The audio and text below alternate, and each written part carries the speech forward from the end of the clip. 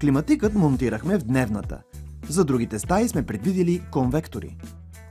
В комплекта е предвидено всичко необходимо за монтажа им на стена.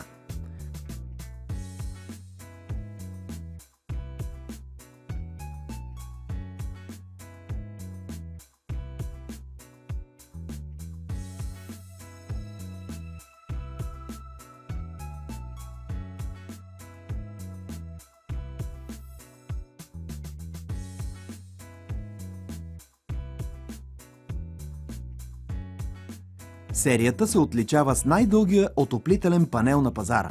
По-голямата отоплителна площ гарантира по-равномерно и бързо затопляне на помещението. Това са единствените конвектори на пазара, които имат аеродинамична форма и насочват затопления въздух към вътрешността на стаята. Те са проектирани с алуминиев нагревател. Алуминият загрява изключително бързо. Имат прецизен електронен термостат, чрез който се съкращават разходите за електричество до 10%. Специално удълженият нагревател е с голяма контактна повърхност и площ на топлоотдаване, което предизвиква интензивна циркулация. Така се осигурява бърз ефект и равномерна температура в цялото помещение.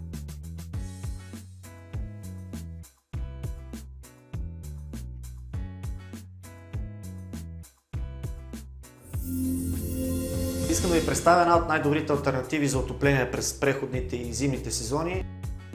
Те са направени за скандинавските ширини и работят при минус 25 градуса без никакъв проблем. Консумацията на ток е много малка, киловатт, киловатт и 200. И това не е постоянна консумация, защото те имат термостат, наглася се дадена температура и уредът се изключва. И така, примерно за 1 час може да консумира 100-200 вата ток.